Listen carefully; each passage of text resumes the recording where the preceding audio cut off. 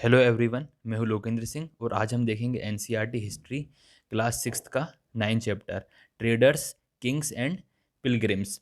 मतलब व्यापारी, राजा और पिलग्रिम्स। पिलग्रिम्स का मतलब होता है जो एक जगह से दूसरी जगह जाते हैं किसी मंदिर या दर्शन करने के लिए, मतलब तीर्थयात्री। जगिनी एट द मार्केट। अब देखिए, जगनी looked forward to the fair in the village. देखिए, जो फर्स्ट लाइन में लुकड फॉरवर्ड दिया है, ये एक फ्रेजल वर्ब है। इसका मतलब होता है आशा करना किसी चीज़ की। तो जानकी आशा कर रही है कि उसके गांव में जल्दी से मेला लग जाए। मतलब हो सकता है पिछले साल जो मेला लगा हो, या इस महीने 1 महीने बाद या 2 महीने बाद मेला लगने वाला हो जगनी के गांव में। तो ये उस चीज़ की आशा कर रही है। तो she love to see touch, मतलब उसको बड़ी इच्छा है कि वो पोट्स को और पैन को टच करे, जो स्टील के शाइनी बर्तन होते हैं, जो ब्राइट मतलब चमकदार न्यू बकेट होती हैं, न्यू बाल्टीज़ होती हैं, और जो कलरफुल कलर होते हैं, जो डिज़ाइनर कपड़े होते हैं और खिलौने होते हैं, उनको छूने का देखने का काफ़ी मन कर रहा है। तो उसको इतना ध्यान है कि शायद लास्ट टाइम या जब भी आए आते थे लोग बाग, तो वो सुबह आते थे, लेकिन शाम को शाम होते थे वो वापस अपना सामान पैक करके वापस चले जाते थे। तो उसको ये ऐसा लगा कि क्यों ये बार बार मूव करते रहते हैं यहाँ से वहाँ। तो ये क्वेश्चन उसने अपनी माँ से पूछा कि सुबह आते हैं शाम को चले जाते हैं, कि ये हमेशा ऐसे मूव मूव करते हैं। तो उसकी माँ ने कहा कि वो लोग ट्रेडर हैं, बिजनेसमैन हैं, कहीं से सामान होलसेल में खरीदते हैं, फिर उसको यहाँ लाकर बेचते हैं। तो अब ट्रेडर क्या होते हैं, बिजनेसमैन क्या होते हैं, पहले हिस्ट्री में कैसे बिजनेस होता था, तो वो उस चैप्टर में देखेंगे। How to find about trade and traders. अब देखिए, ट्रेड के बारे में, उसके ट्रेडर्स के बारे में कैसे पता चलता है कि पहले कैसे बिजनेस होता था। देखिए, हमने ऑलरेडी चैप्टर नंबर 8 में पढ़ा है नॉर्दर्न ब्लैक पॉलिश्ड वेयर, मतलब इसको शॉर्ट फॉर्म में NBPW भी कहते थे, जिनकी फाइन पोट्री थी, स्पेशल टाइप बॉल थे, प्लेट्स थी। और ये आर्कियोलॉजिस्ट को कई सारी साइट्स पर मिला है। अभी सवाल ये उठता है, how do you think it's reach this places. मतलब मान लीजिए ये कोई देश है, अब एक ही टाइप की पोइट्री यहाँ भी मिली है, यहाँ भी मिली है, यहाँ भी मिली है, यहाँ भी मिली है, यहाँ भी मिली है। तो सवाल ये उठता है कि एक ही टाइप की पोइट्री कैसे मतलब अलग अलग जगहों पर मिल सकती है। तो आर्कियोलॉजिस्ट को पता चला कि ट्रेडर क्या करते थे, बनाते थे या होलसेल में खरीदते थे, फिर उसको प्लेस टू प्लेस जाकर सेल करते थे। इसके कुछ एग्जाम्पल भी हैं, जैसे साउथ इंडिया का गोल्ड और स्पाइसेस उसके, और स्पेशली पेपर, मतलब खास तौर पे पेपर है, और प्रीशियस स्टोन। देखिए, जो रोमन एम्पायर में जो पेपर है, मतलब काली मिर्च, वो रोमन एम्पायर में काफ़ी फेमस थी। मतलब उसकी इसकी ज़्यादा काफ़ी डिमांड थी रोमन एम्पायर में। क्यों? मतलब इसीलिए क्योंकि उसे ब्लैक ब्लैक गोल्ड के नाम से भी जाना जाता था। अभी आर्कियोलॉजिस्ट को कैसे पता चला? क्योंकि साउथ में आर्कियोलॉजिस्ट को कई सारे रोमेनियन गोल्ड कॉइन मिले हैं, जिनसे ये पता चलता है कि रोमेनियन बिजनेस करा करते थे गोल्ड कॉइन के थ्रू, करेंसी के थ्रू, यहाँ और यहाँ से वो ब्लैक पेपर मतलब काली मिर्च ले जाया करते थे।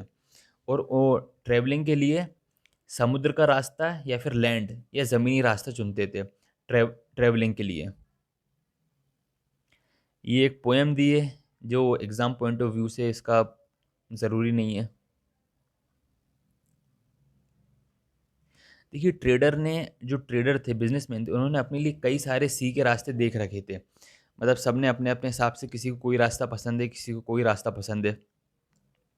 अ, जो अरेबियन सी और बे ऑफ बंगाल का रास्ता है, तो जो क्या करते थे सेलर लोग, वो मानसूनी विंड का इस्तेमाल करते, मतलब मानसूनी विंड को यूज़ करते थे। जो हवाएं चलती हैं, लहरें चलती हैं, तो उनका बड़ा फ़ायदा उठाते थे, जिससे क्या होता था, ट्रेडर जल्दी यात्रा कर लिया करते थे।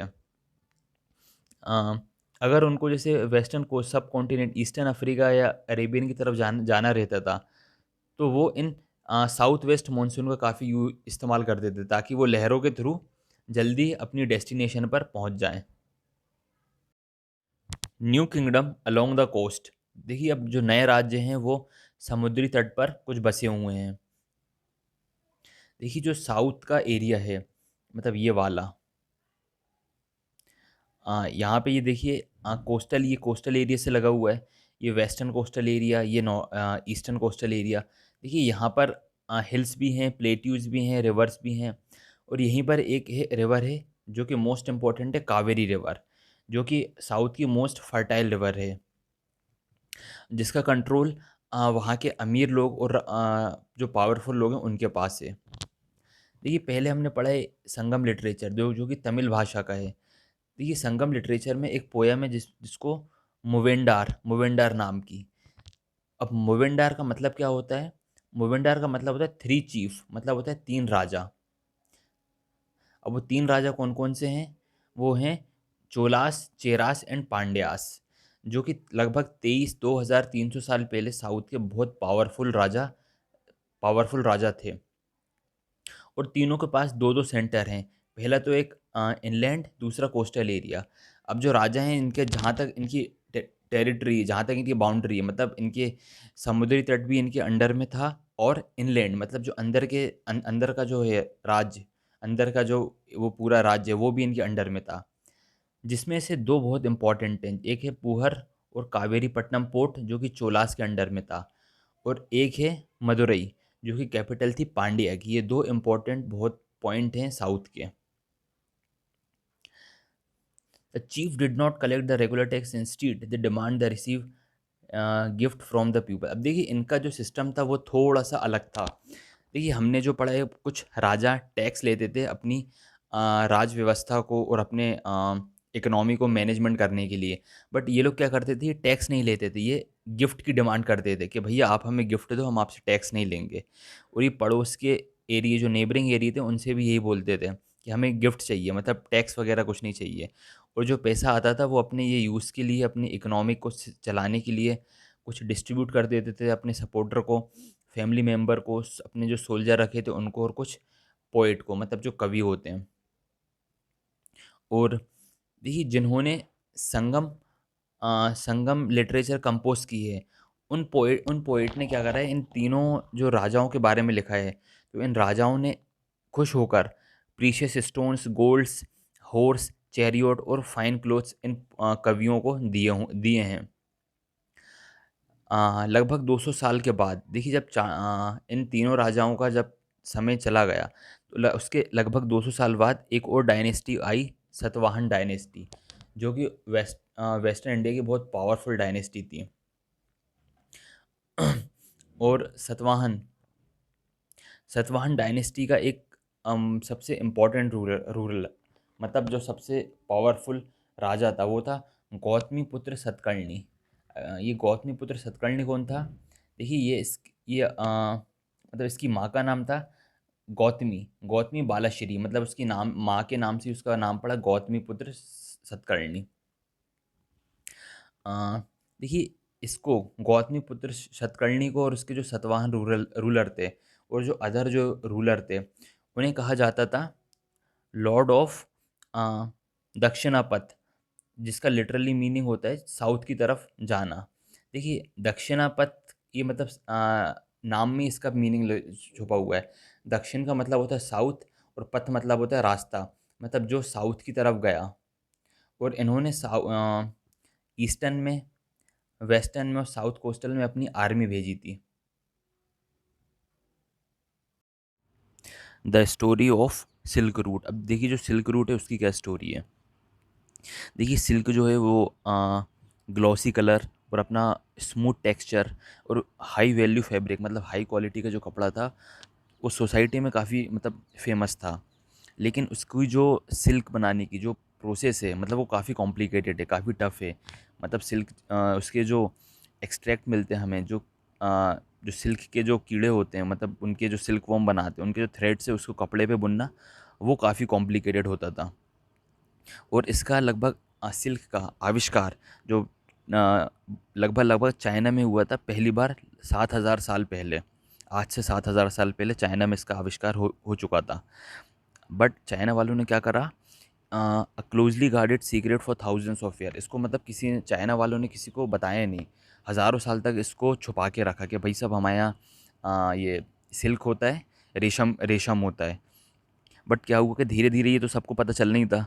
तो पता लेकिन जो बिजनेसमैन है, वहाँ के ट्रेडर हैं, जो जब रेशम का लेकर जाते थे, मतलब सिल्क को लेकर जाते थे, वो जिस हॉर्स में लेकर, कैमल में लेकर वो जिस रास्ते से जाते थे, तो उस रास्ते का नाम होगा सिल्क रूट। एक ये भी रीज़न है पता चलने का। और दूसरा ये है कि कभी-कभी क्या होता था, चाइना के जो राजा महाराजा हैं, वो किसी को दूसरे ईरान, मतलब ईरान के राजा को या वेस्ट एशिया के कुछ राजा को गिफ्ट किया करते थे। तो इसके बारे में इसी तरीके से सबको पता चला।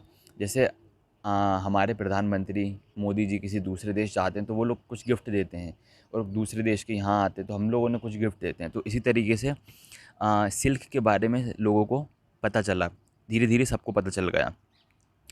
और लगभग 2000 साल पहले सिल्क एक फैशन बन गया रोम में, अमीर लोगों में और रिच लोगों में, मतलब ज़्यादा, क्योंकि इसको बनाना थोड़ा सा कॉम्प्लिकेटेड था, तो इसको आम आदमी नहीं खरीद सकता था। या तो राजा महाराजा पहनेंगे या तो वहाँ के बिजनेसमैन पहनेंगे। इट वॉज़ वेरी एक्सपेंसिव, ये काफ़ी महंगा था। क्योंकि महंगा था, उसकी जो प्रोसेस थी वो तो काफ़ी कॉम्प्लिकेटेड थी, लेकिन जो जिस रास्ते से ही जाते थे, मतलब चाइना जाकर जिस रास्ते थे वो काफ़ी डेंजरस था। काफ़ी माउंटेन थे, डेज़र्ट थे, रेगिस्तान वाला इलाका था। और कई लोग क्या करते थे, किसी को टैक्स भी वहाँ पर वसूला जाता था कि यार हम तुम्हें अपने रास्ते से निकलने दे रहे, यहाँ से टैक्स दो। तो इस वजह से भी सिल्क उस टाइम पर काफ़ी महंगा था। और सिल्क लागत, देखिए, अ, देखिए कई कई सारे राजाओं ने क्या करा था कि कई सारे राजाओं ने जो सिल्क रूट है उस पर कंट्रोल करने की कोशिश की थी। क्यों? अगर कोई बिजनेसमैन आएगा सिल्क के व्यापार के लिए तो उससे टैक्स वसूला जाएगा। तो या तो टैक्स दो या कुछ गिफ्ट दो। इसलिए काफ़ी राजाओं ने उस पर कंट्रोल करके रखा था। अब जो बिजनेसमैन जाते थे, तो वहाँ का जो राजा है, राज शासन है, वो लोग क्या बोलते थे कि हम तुम्हें भैया प्रोटेक्शन देंगे, तो इसका बदले तुम हमें टैक्स दो या तुम पैसा दो, जो भी है फीस दो इसकी हमें, नहीं तो तुम्हारे डाकू डाकू वगैरह ये सिल्क तुमसे छीन कर लेकर जाएंगे। तो इस वजह से भी सिल्क काफ़ी महंगा था। लेकिन सिल्क का जो सबसे बेस्ट नोन रूलर है जिसने कंट्रोल करके रखा था, वो था कुषाण, जिसने सबसे बेस्ट सिल्क के मामले में जो बेस्ट राजा था वो कुषाण था। सेंट्रल लगभग 2000 साल पहले। और कुषाण की दो मेजर सेंटर्स थे। एक पहला था पेशावर जो कि अभी पाकिस्तान में है, और दूसरा था मथुरा जो अभी यूपी में है। तक्षशिला भी था, लेकिन जो मेजर सेंटर थे वो पेशावर था और मथुरा ही था। और इसकी ब्रांच सी पोर्ट से मतलब इंडस, मतलब इसने क्या करा था कि सिल्क रूट को, मतलब एक चाइना में था और एक सेंट्रल एशिया से भी था जो इंडस नदी से होकर गुजरता था। और ये सिल्क सिल्क का व्यापार शिपयार्ड से काफ़ी रोमन एम्पायर, मतलब रोमन एम्पायर में भी काफ़ी सिल्क उस टाइम पे फेमस हो गया था। देखिए उस कॉन्टिनेंट का एक कुषाण ही ऐसा राजा था जिसने सबसे पहले गोल्डन के सिक्के इशू किए थे। मतलब उस कॉन्टिनेंट का सबसे पहला ही राजा था। अब इसी गोल्डन कॉइन्स के कारण ये ट्रेड हुआ करता था ये पूरा।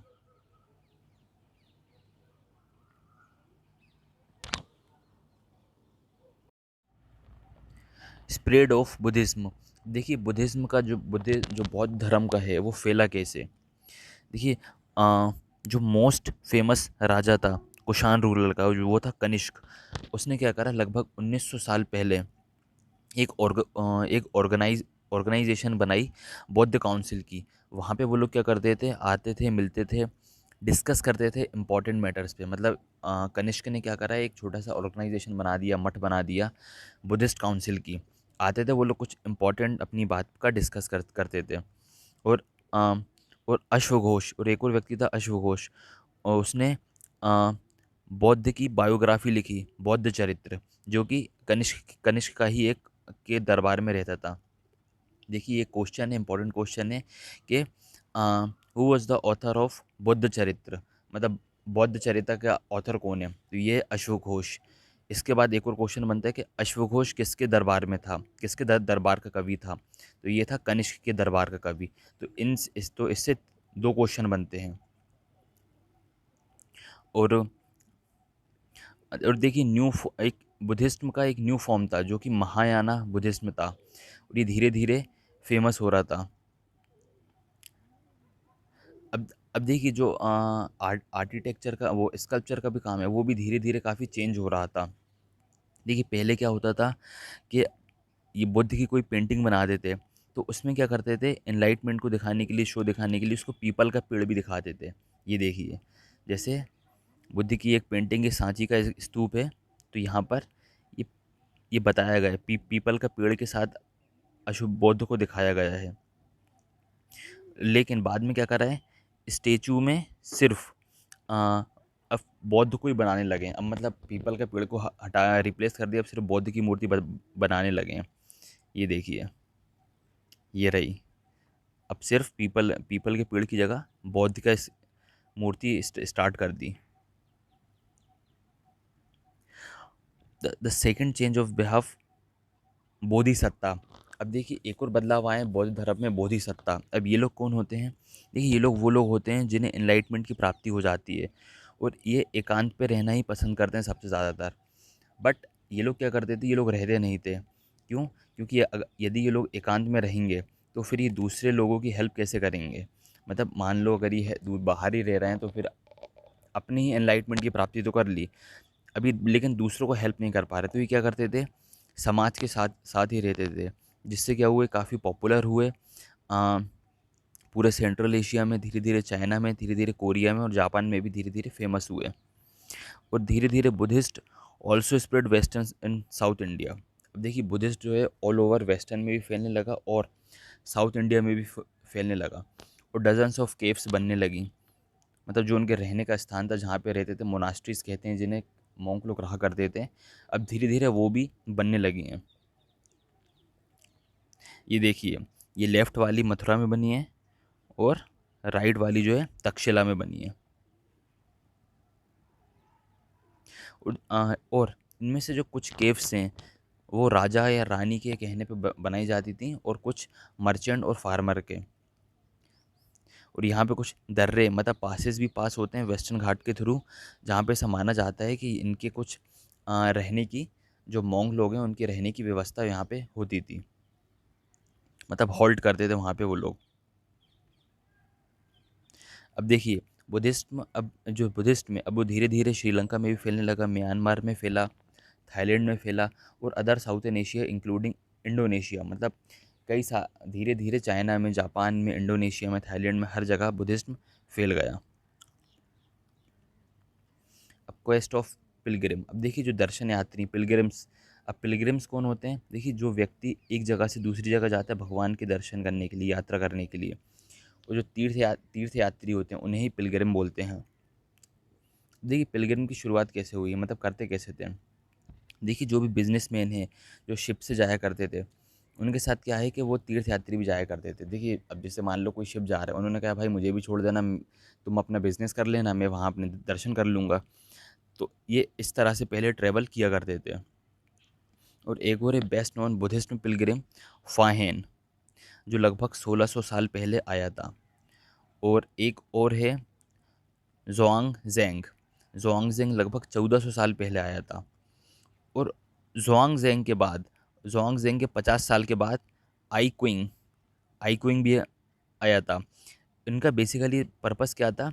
इनका बेसिकली पर्पस था कि बुद्धिस्ट के बारे में इन्हें और जानना था। ये ऑलरेडी बुद्धिस्ट पिलग्रिम थे, मतलब ऑलरेडी ये तीर्थ यात्री थे। इन्हें और जानना था बुद्धिस्ट के बारे में, बुद्धिस्ट रिलीजन के बारे में, वो कैसा है और क्या क्या रिचुअल्स हैं, क्या क्या काम होते हैं। और उन्होंने अपनी जो इसके बारे में किताब भी लिखी। इन्होंने अपनी जर्नी के बारे में भी लिखा जो कि काफ़ी डेंजर थी। और उन्होंने देश में जो मोनास्ट्रीज थे, जो अपने मठ थे बौद्ध धर्म के, उसके बारे में काफ़ी लिखा। और साथ में लिखने के बाद वो अपने साथ कैरी बैग विद देम, मतलब लिख तो लिया बट उन्होंने इंडिया में कुछ छोड़ा नहीं। अपने साथ जो रिसर्च की बौद्ध बौद्ध धर्म को लेकर, बौद्ध रिलीजियस को लेकर, उनके क्या क्या रिचुअल्स होते हैं, क्या क्या सिस्टम होता है, कब मेडिटेशन करते हैं, और वो लिखने के बाद सारा अपना अपने साथ ही ले गए। ये देखिए एक स्टोरी दी हुई है कि फाहिन की जर्नी कैसी, मतलब गया कैसे, तो मतलब इतना कुछ एग्जाम पॉइंट ऑफ व्यू से इम्पोर्टेंट नहीं है। अभी देखिए जंग जैंग देखिए ज़ंग ज़ैंग जो गया था वो लैंड के रास्ते से गया था, मतलब वो समुद्री रास्ते से नहीं गया था। और जिसमें उसने क्या करा था कि स्टैच्यू ऑफ बुद्धा, मतलब अपने साथ बुद्धा के काफ़ी स्टैच्यू ले गया था जो कि गोल्डन के थे, सिल्वर के थे, सैंडलवुड के थे, और 600 मैन्युस्क्रिप्ट ले गया था। देखिए कितना सारा रिकॉर्ड्स लेकर गए थे, मतलब इंडिया से 600 मैन्युस्क्रिप्ट, ये कई कई सारी होती हैं। और जो लगभग 20 घोड़ों पे सवार थी, और जिनमें से 50 मैन्युस्क्रिप्ट इंडस रिवर को क्रॉस करते हुए खो गई थी, या मिस हो, इंडस रिवर को क्रॉस करते हुए मिस हो गई थी। और ज़ैंग ज़ुआन ने अपना बाकी का सारा जीवन, जो 600 मैन्युस्क्रिप्ट लेकर गया था 20 घोड़ों में, वो संस्कृत में लिखी हुई थी, उसको बाकी अपना सारा जीवन उसको संस्कृत से चाइनीज़ भाषा में कन्वर्ट करने में लगा दिया कि अब इसको जानने के लिए। देखिए ज़ैंग ज़ुआन ने नालंदा यूनिवर्सिटी के बारे में क्या लिखा है, जो उसने रिसर्च की थी नालंदा यूनिवर्सिटी के बारे में, उसमें कुछ लिखा है कि the teachers are men's of highly ability and talented. देखिए जो नालंदा के जो टीचर हैं, उसने ज़ैंग ज़ुआन ने बोला कि टीचर्स काफ़ी इंटेलिजेंट हैं, बहुत हाईली टैलेंटेड हैं, और यहाँ पे काफ़ी बौद्ध धर्म को स्ट्रिक्टली फॉलो किया जाता है, हर चीज़ डिस्कस की जाती है, और युवा हों चाहे वृद्ध हों सब आपस में डिस्कस करते हैं, सेल्फ डाउट करते हैं, जो दूर दूर से लोग आते हैं उनकी समस्याओं का हल करते हैं। बट एक कंडीशन होती थी, वहाँ पे एक गेट कीपर होता था। देखिए जो गार्ड होता था वो इजीली एंट्री नहीं देता था, वो कुछ क्वेश्चन करता था। जो आते थे दरबारी लोग बौद्ध मोंग से पूछने के लिए, कुछ डाउट्स क्लियर करने के लिए, जीवन के बारे में जानने के लिए, तो गेट कीपर क्या करता था, कुछ क्वेश्चंस पूछता था, जिसने क्वेश्चंस का आंसर दे दिया उसको ही अंदर जाने को दिया जाता था, जो नहीं दे पाते थे उसको मना कर दिया जाता था। बताते लगभग ज़्यादातर लोग आंसर नहीं दे पाते थे। बिगिनिंग ऑफ भक्ति, अब देखिए भक्ति की शुरुआत कैसे हुई। देखिए यही वो टाइम था जब लोग बाग लोगों ने और भक्ति स्टार्ट हुई, जैसे बौद्ध धर्म जैन धर्म तरफ धीरे धीरे, और लोगों के मन में ये श्रद्धा भाव जागी, जैसे शिव विष्णु और गॉडनेस की भक्ति स्टार्ट हुई। अब देखिए भक्ति किस किस में सबसे ज़्यादा पॉपुलर थी, मतलब कौन कौन व्यक्ति कर सकता था। देखिए ऐसा कोई डिस्क्रिमिनेशन नहीं था, हर व्यक्ति भक्ति कर सकता था, चाहे वो रिच हो चाहे गरीब हो, चाहे हाई हाई कास्ट का हो चाहे लो कास्ट का हो, चाहे मैन हो चाहे मतलब मैन हो चाहे वुमेन हो, हर व्यक्ति भक्ति कर सकता था, इसमें किसी प्रकार का डिस्क्रिमिनेशन नहीं है। अब देखिए जो आइडल भक्ति है, मतलब एक भक्ति पूजा पाठ करने का सही तरीका है, वो आ, भगवत गीता में दिया हुआ है, जो कि एक हिंदू रिलीजन की एक पवित्र किताब है ना, जिसके बारे में हम जिसका ज़िक्र मतलब महाभारत है, जो और चैप्टर नंबर 11 में दिया हुआ है, जिसके बारे में हम आगे पढ़ेंगे। जिसमें कहते हैं लॉर्ड कृष्णा, कृष्ण जी कहते हैं अर्जुन से, तुम अपना सब कुछ त्याग दो और मेरी शरण में आ जाओ। तुम सब तो और तुम सारे इन बंधनों से, एविल से, और जितने भी सब बुरे काम हैं उन सब से फ्री हो जाओगे। ऐसा उस कृष्ण जी कहते हैं अर्जुन से। और एम्फेसाइज़ किया गया है इसमें सबसे ज़्यादा एम्फेसाइज़ किया गया है इसमें, एलोबरेट किया गया है सही तरीके से, परफॉर्मेंस ऑफ एलोबरेट सेक्रीफाइस। अब धीरे धीरे क्या हुआ कि डिवोशंस ऑफ भक्ति, मतलब धीरे धीरे मूर्ति बनने लगी, इनकी भी पूजा स्टार्ट हो गई, जो जो बिलीफ्स हैं। लेकिन अकॉर्डिंग टू बिलीफ ऐसा कहते हैं, यदि कोई व्यक्ति प्योर हार्ट से, मतलब शुद्ध मन से पूजा करेगा, तो भगवान आपको किसी भी रूप में दर्शन दे सकते हैं, भगवान किसी भी रूप में आ सकते हैं, चाहे वो ह्यूमन के रूप में आ जाएँ, लॉयन के रूप में आ जाए, ट्री के रूप में आ जाए, एनी फॉर्म में के रूप में आ जाए। और ये जो रूप है, चाहे ह्यूमन बीइंग हो, चाहे लॉयन हो, चाहे ट्री हो, तो यही जो फॉर्म है, धीरे धीरे लोगों ने इसको ब्यूटीफुली इमेजिन, मतलब ब्यूटीफुल तरीके से एक स्कल्पचर का रूप दिया, मतलब धीरे धीरे इन्हीं के फॉर्म से मूर्ति के रूप में इन्वेंट हुआ। अब फिर देखिए मतलब स्टार्ट हुआ, अ, जब मूर्ति बनने लगी तो मंदिरों का भी निर्माण हुआ धीरे धीरे, और जिनके बारे में हम चैप्टर नंबर 11 में पढ़ेंगे। और the bhakti inspire some of the best expression art. अब देखिए भक्ति जो है best expression of art, sculpture का, पोएट्री का और आर्किटेक्ट का। अब देखिए भक्ति का मतलब क्या होता है। देखिए भक्ति जो शब्द है वो संस्कृत के एक भज शब्द से आया है। भज का मतलब होता है डिवाइड और शेयर करना, मतलब पार्टीशन, डिवाइड करना। किसके बीच में डिवाइड करना, जो मतलब भगवान और भक्त के बीच में जो डिवाइड है उसको ख़त्म करना है, उसको कम करना है, तो उसी भज को मॉडिफाई करके भक्ति बनाया है। जो भगवान और जो भक्त का जो डिफरेंस है उसको कम करना, यही भक्ति कहलाता है। देखिए जो पोयम है, तो ये मतलब एग्ज़ाम पॉइंट ऑफ व्यू से किसी काम की नहीं है। फिर आता है हिंदू शब्द। देखिए हिंदू वर्ड कैसे बना। देखिए पहले क्या होता था, जब अरब के लोग आते थे, अरब के लोग इंडिया आते थे ट्रेड करने के लिए, जैसे हिंदू शब्द है, हिंदू शब्द जैसे इंडिया इंडस से बना है, उसी तरीके से हिंदू शब्द भी बना है। देखिए जब अरब के लोग आए थे, तो अरब के लोग सिंधु नदी का प्रोनाउंसिएशन नहीं कर पाते थे, तो सिंधु को कहते थे हिंदू। जैसे बहुत सारे वर्ड हैं, जैसे हम आते थे, मतलब प्रोनाउंसिएशन में प्रॉब्लम आती थी, तो जो जो भी व्यक्ति, जो भी लोग बाग सिंधु नदी के उस पार रहते हैं, सिंधु नदी के उस पार रहते हैं, ये सिंधु नदी है, यहाँ से अरब आ रहे हैं, उन्होंने देखा जो सिंधु नदी के उस पार रहते हैं वो हिंदू हैं, मतलब प्रोनाउंसिएशन नहीं हो कर पाते थे, तो उसे कहते हैं हिंदू। तो हिंदू से मॉडिफाई होकर धीरे धीरे पूरा मतलब हिंदुस्तान बना, इंडस से इंडिया बना, तो इस तरीके से हिंदू शब्द बना। चलिए ये चैप्टर कंप्लीट होता है। ऐसी चैप्टर की समरीज देखने के लिए वीडियो लाइक करें, शेयर करें और सब्सक्राइब करें।